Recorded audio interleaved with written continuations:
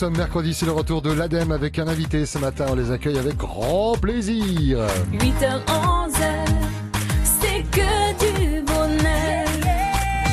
Viens chercher bonheur après quelques semaines de vacances à Autant-et-Clair. Bonjour Sonia. Bonjour. Elle est de retour. Sonia Bonga, chargée de communication et de sensibilisation à l'ADEME. Ça va bien? Oui, super, merci. Bien, elle est toujours de bonne humeur. Et Benoît est là. Benoît, bonjour. Oui, bonjour. Directeur de Fenoama, ça va bien? Très bien, On merci. s'était rencontrés, nous on en parlait hors antenne Oui. lors d'un incendie là-bas du côté du CET de Payoro, là, qui était donc notre première rencontre. Et là, vous êtes à domicile, vous êtes chez nous.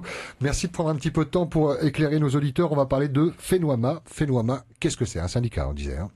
Oui, tout à fait. Fenoama, c'est un syndicat mixte qui regroupe 13 collectivités, les 12 communes de Tahiti et de Moorea, mis à part la commune de Faa'a, et comme 13e collectivité, la Polynésie française. C'est-à-dire les d'autres îles dans... Non, il n'y a que Tahiti et Moorea. Que Tahiti et Moorea. Et la Polynésie française. Et l'objectif Et l'objectif, c'est le traitement des déchets de ces collectivités, que ce soit l'habitant pour les communes ou le citoyen global vis-à-vis de la Polynésie française. Alors, on mélange encore à ce jour un petit peu comme l'OTAC et la Maison de la Culture, l'ancien nom, la CEP. La CEP, c'est fini. Alors, la CEP, c'est fini depuis 2014. Ouais. La CEP a été créée en 97. Elle a vécu 17 ans. C'était une société d'économie mixte. Et ensuite, ce qui s'est passé, c'est que la loi organique de 2004 transférait la compétence du traitement des déchets aux communes à l'horizon 2012. Donc en 2012, les communes se sont fédérées à travers un syndicat qui était une coquille administrative. Hein. Et cette coquille administrative, entre 2012 et 2014, a racheté l'ensemble des actions de la CEP. Et donc on a eu une fusion de ce syndicat avec la CEP qui a donné, en avril 2014, le syndicat Fenoama, qui est le nom de la CEP en tahitien. Et vous êtes nombreux à travailler à Fenoama? À ce jour, nous sommes 36. 36, alors il y a des gens un peu dans les bureaux, puis il y a des gens un peu Il y a plus des gens actifs. il y a des gens dans les bureaux, tout à fait. On est une dizaine dans les bureaux. Ensuite, il y a des gens sur les 4 sites que nous avons. Le CET de Payoro, dont tu parlais. Le centre de tri, qu'on appelle le CRT de Motuuta, à Papeete.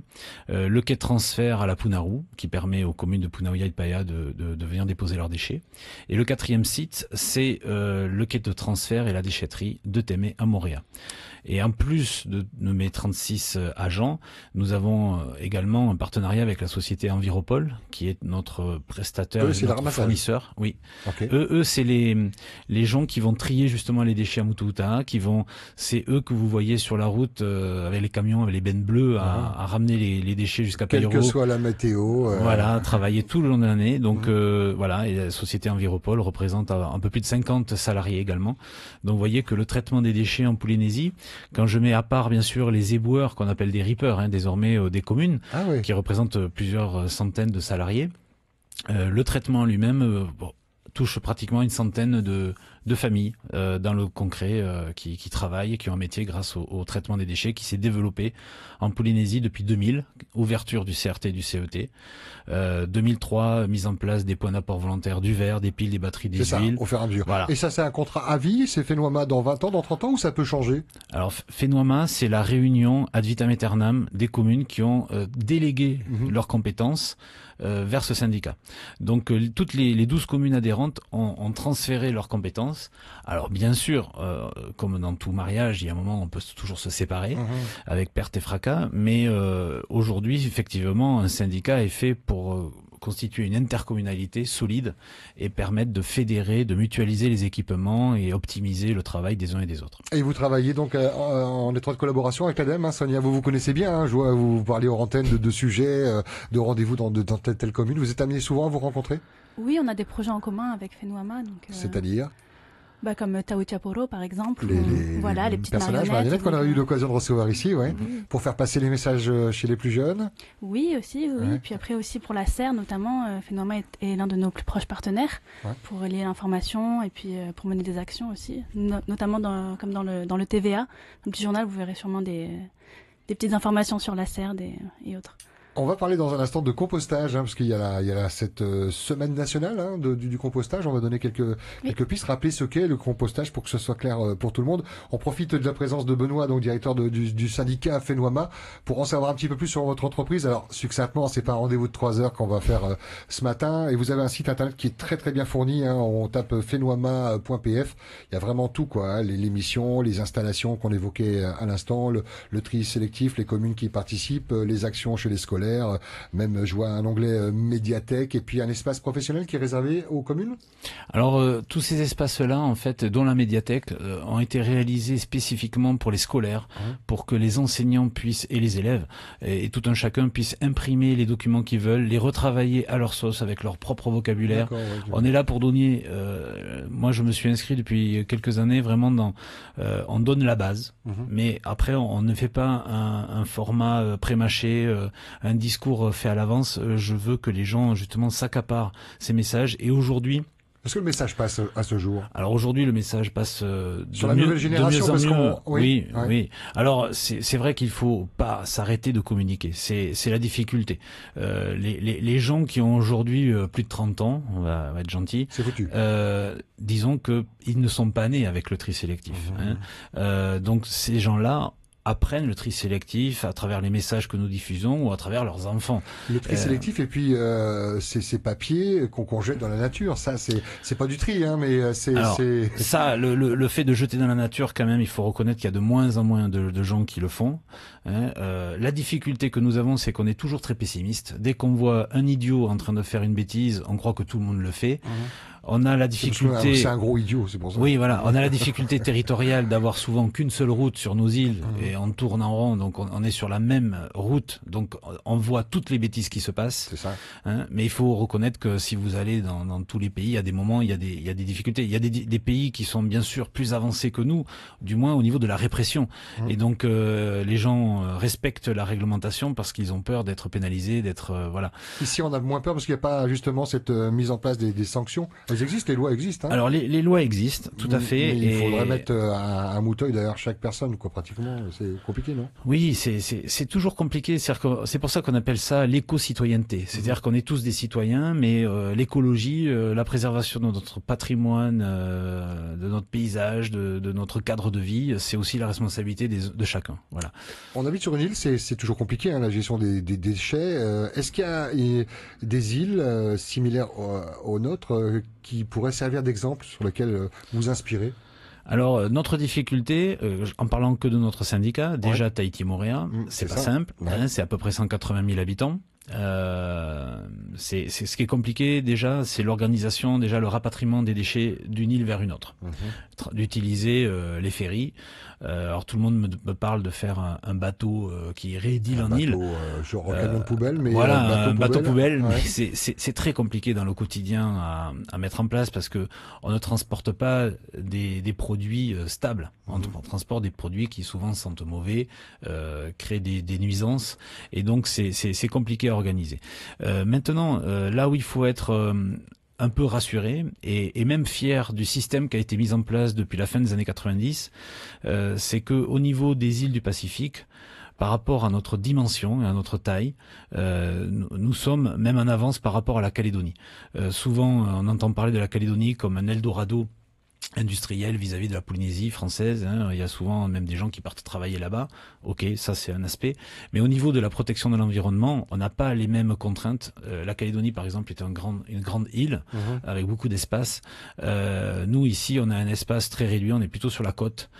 Donc c'est difficile de trouver des solutions, mais on les a trouvées. Et surtout, on a mis en place le tri sélectif. Donc le tri sélectif, il y a plusieurs tris. Le tri, c'est pas que le bac vert. Oui, le bac vert existe depuis toujours. Il y a le bac gris aussi. Il y a le bac gris, mais il y a aussi les déchets toxiques, les piles, les batteries, les huiles, et les bouteilles en verre qui ne sont pas toxiques. Tous ces produits-là, l'électronique, on arrive à les sortir en fait des déchets, et c'est l'objectif. Voilà. Et nous, au niveau du syndicat, aujourd'hui, en collaboration avec l'ADEME, justement, nous avons mené des études pour voir dans 5 ans, dans 15 ans, dans 25 ans, quelles sont les projections qu'on devrait mettre en place pour justement diminuer ce qu'on doit enfouir. J'évoque souvent, excusez-moi de vous interrompre, mais c'est toujours dans le même thème avec Sonia, cet exemple je crois que c'est San Francisco, où les gens sont payés pour faire le tri. Alors, c'est un tri où il n'y a pas bac vert, bac gris, mais il y a 5-6 récipients collecteurs, où les gens sont payés, c'est pas des millions, hein, c'est des centimes, des cents. Mais et ça, vous y pensez à ça, vous l'évoquez? Aujourd'hui, ce système économique ne peut pas fonctionner en Polynésie française parce que nous n'avons pas les filières locales de valorisation de ces produits. Et si on les crée? Non.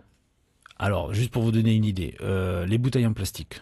Nous récupérons des bouteilles en plastique, plusieurs types de bouteilles en plastique. Je parle il y a 2 types de bouteilles en plastique qu'on a le droit de mettre dans le bac vert. Vous avez les bouteilles transparentes, style Eau-Royal, Veymato, je vais citer les deux, et les sodas. Voilà, ces bouteilles-là, ces bouteilles qu'on appelle le PET. Et après, vous avez une deuxième famille de bouteilles qui est autorisée, c'est les bouteilles plus opaques, comme la Soupline, le Sunquick, enfin bon, tous ces produits ménagers ou les gels douche, etc. Plastique un peu plus dur. Plus dur et pas du tout transparent, hein, vraiment opaque. Donc tous ces produits ont le droit, une fois qu'ils sont rincés, vidés de leur contenu, à être déposés dans le bac vert. Tous les autres plastiques n'en font pas partie. Je prends à part donc les bouteilles en plastique transparentes, qui est la plus grande partie. On en reçoit à peu près par an, à peu près 500 tonnes.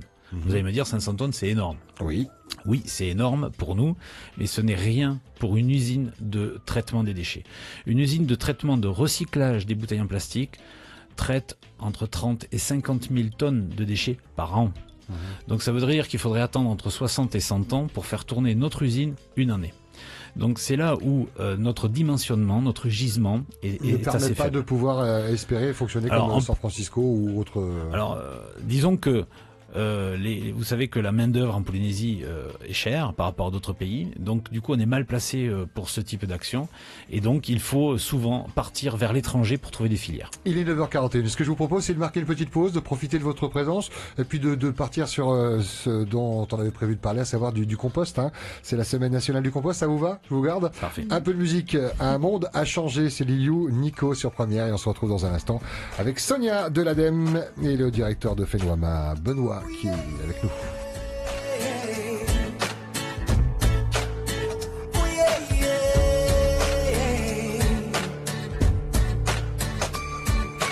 De porte en porte, toujours le même refrain. C'est pas ma faute, c'est la faute aux voisins. Te prendre en main, c'est toi qui en décides. C'est pas facile, mais y a pas d'autre guide. Mais tout en bas, il faut lever la tête. Parce que plus haut, c'est là qu'on fait la fête. Ouvrir les yeux, faire de son mieux. Ça vaut le coup de se donner la peine, pour la peine.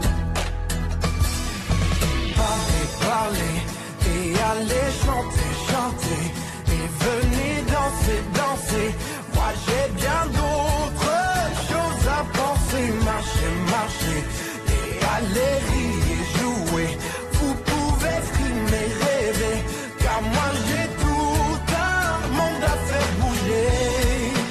Un monde à changer, des hommes à secouer. Des petits riens qui font le quotidien, des grandes idées qui vont jamais très loin. Des illusions pleines de bonnes intentions, des belles promesses qui font tourner en rond. Mais les slogans, c'est fait pour les affiches. Les anonymes, en fait, tout le monde s'en fiche. Ouvrir les bras, faire ce qu'on doit, ça vaut le coup de se donner la peine, pour la peine. Parlez, parlez, et allez chanter, chanter, et venez danser, danser. Moi j'ai bien d'autres choses à penser. Marcher, marcher, et allez rire, jouer. Vous pouvez filmer, rêver, car moi j'ai tout un monde à faire bouger. Un monde à changer, des hommes à secouer.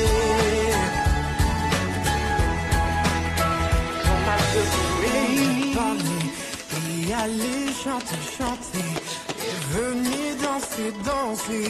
Moi j'ai bien d'autres choses à penser. Marcher, marcher, et aller jouer.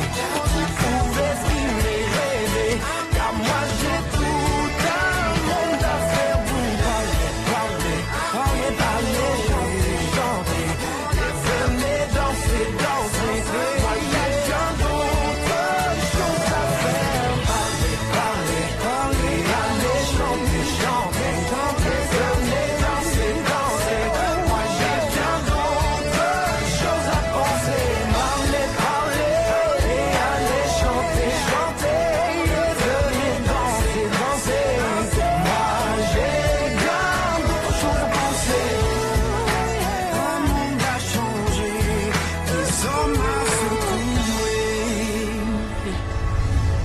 Un monde a changé, un titre de circonstance, puisqu'on parle avec mes invités de recyclage. Sonia Bonguin, chargée de communication et de sensibilisation à l'ADEME, nous fait le plaisir de venir chaque mercredi. Ça y est, on reprend la série. Et puis Benoît, directeur du syndicat Fénois-Main, avec qui on a parlé depuis l'existence de ce syndicat, les grandes lignes. On a surtout invité nos auditeurs à aller faire un petit tour sur le site internet pour avoir la curiosité de découvrir toute l'entreprise. On parle de compost. C'est la semaine nationale, c'est ça, Sonia ? Oui, la semaine nationale du compostage de proximité. C'est nouveau ou non ? Non, je crois que c'est la 3e édition en France, donc en Polynésie française, elle n'a pas encore été faite. Mais ça y est, on y vient ? C'est pour ça qu'on en parle ? Il va y avoir ce serait pour lancer, peut-être pour l'année prochaine, commencer à en parler, du moins, pour créer une sorte de dynamique. C'est ça, l'étincelle, voilà. pour que les communes suivent, pour que les gens suivent. Oui, tout le monde. Oui, disons que le compostage, c'est la dégradation des déchets organiques, naturels. C'est en fait c'est le tas de fumier que faisaient nos grands-parents ou les agriculteurs et qu'ils continuent de faire, et c'est très bien. C'est ça nous donne la possibilité en fait de détourner des déchets qui sont aujourd'hui déposés par certains dans le bac gris, de leur expliquer de quelle manière ils vont pouvoir diminuer cet apport dans le bac gris pour le privilégier pour leur jardin, et après créer un compost qui va remplacer en partie les engrais chimiques et autres produits pour leur jardin. Certains déchets qu'on brûle aussi parfois. Alors que si on les laisse mijoter, c'est ça le compost, le principe du compost, c'est de stocker. Est-ce qu'il y a une règle bien définie pour faire un bon compost ? Alors des fois on voit à la télévision qu'il y a 3 bacs et que le premier on passe au deuxième, du deuxième au troisième. Il y a quoi ? C'est quoi la meilleure façon de faire du compost ?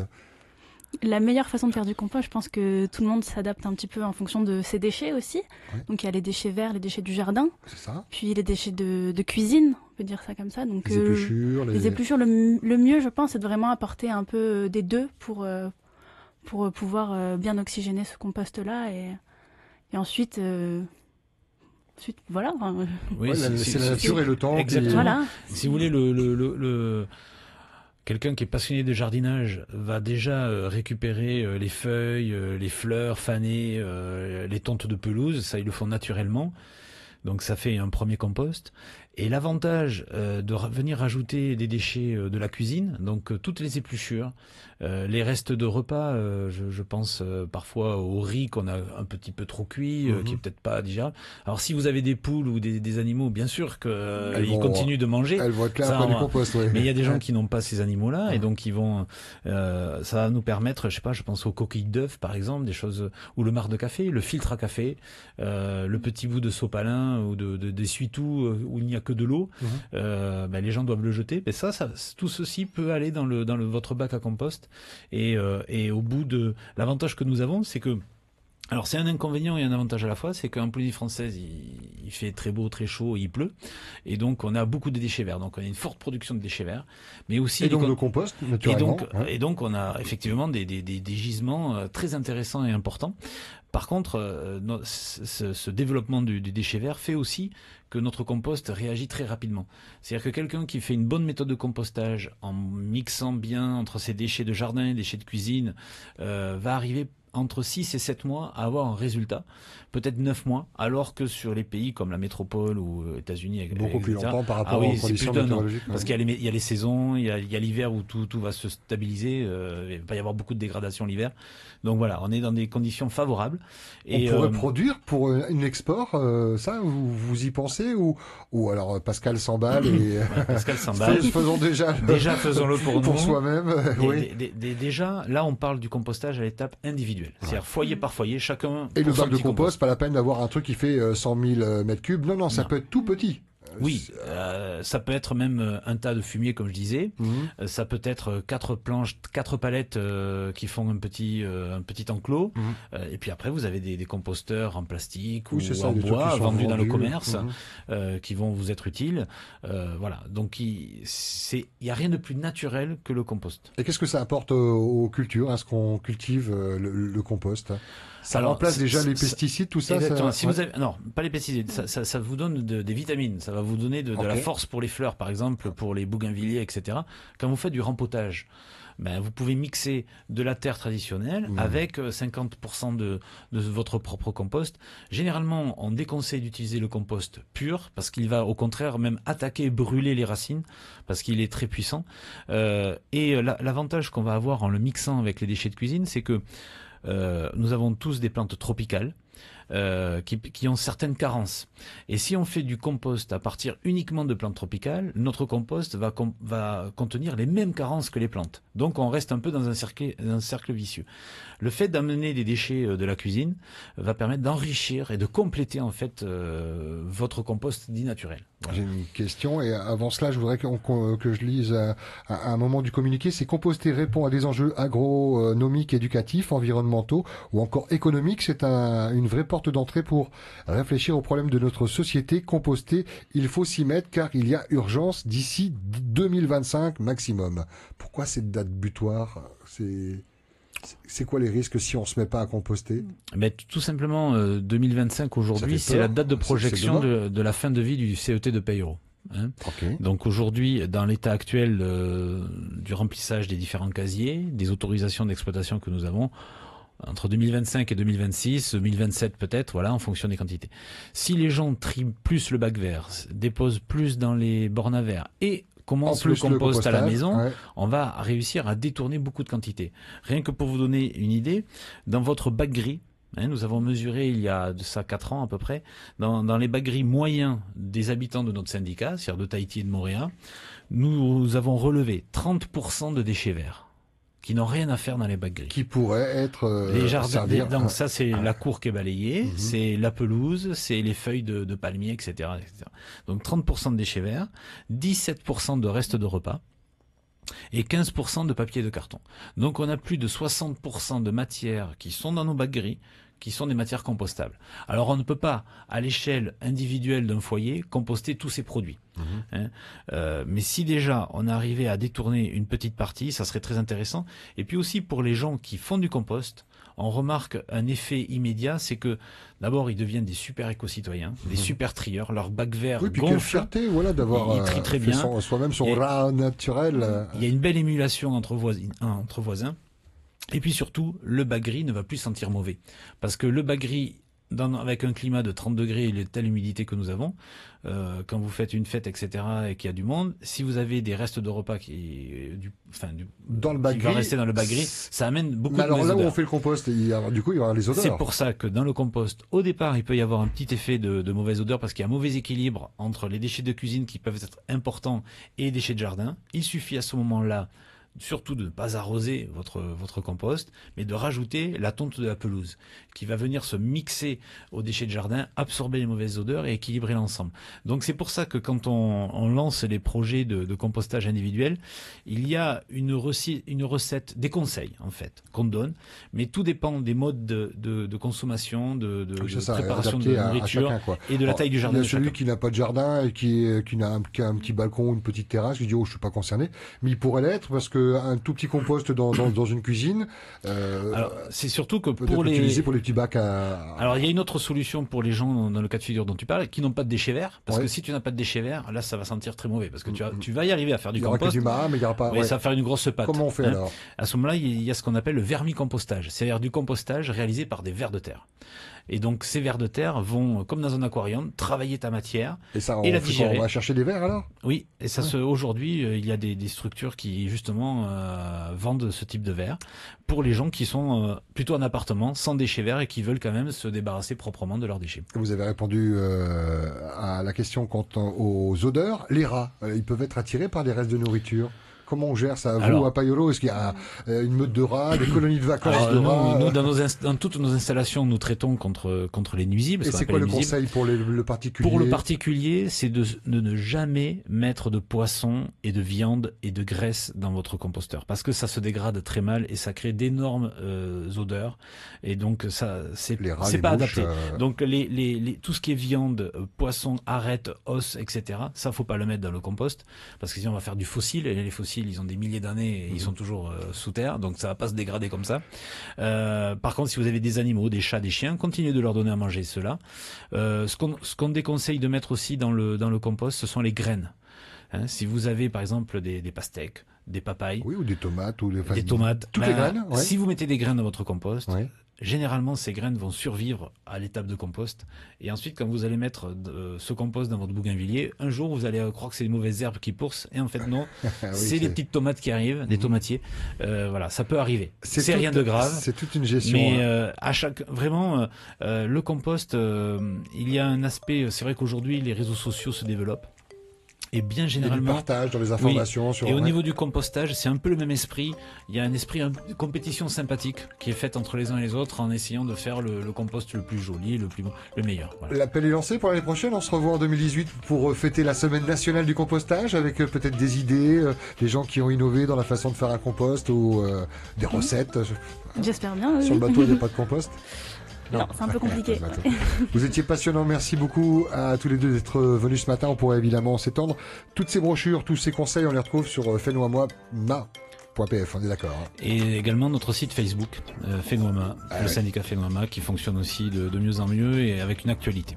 Merci à tous les deux, merci beaucoup Benoît. Le mot de la fin vous appartient, vous avez quelques secondes. Alors pour le mot de la fin, je voulais simplement rester sur une note positive mais aussi de restriction. C'est-à-dire que bravo à l'ensemble des trieurs parce que chaque année nous faisons qu'augmenter les quantités de déchets détournés grâce au bac vert, au bac gris, ça progresse d'année en année. Cette année, en 2016, on a récupéré plus de 7100 tonnes de déchets dans les bacs verts, plus de 2000 tonnes dans les bornes à verre, donc ça fait plus de 9000 tonnes de déchets détournés. Quand on sait qu'au CET de Peillereau, les déchets des communes représentent 42 000 tonnes. Donc sans le tri, le CET se remplirait davantage. Ça peut déjà fermer même. Et comme alerte, je veux simplement rappeler aux citoyens qui nous écoutent que il faut éviter et arrêter complètement de déposer des cartons au pied des bornes à verre. C'est un vrai fléau. À force de déposer vos cartons ou des sacs ou d'autres déchets au pied des bornes, vous allez décourager les commerçants qui sympathiquement accueillent ces équipements-là. Et donc le programme est menacé en survie par ces incivismes. Et donc je rappellerai juste deux choses, c'est que désormais, et on parlait de sanctions tout à l'heure, si quelqu'un est surpris en train de déposer des cartons ou des déchets quels qu'ils soient au pied des bornes, il s'expose à une amende de plus de 53 000 francs et à la confiscation de son véhicule qui a servi à commettre l'infraction. Bien ça fait. Laisse réfléchir. Ah oui, c'est ça, pourvu que ce soit appliqué. Merci beaucoup Benoît pour ce mot de la fin. Sonia, à la semaine prochaine. Oui, bien sûr. Et puis un grand merci à vous deux. À la dame, merci beaucoup, passionnant comme d'habitude. Hein.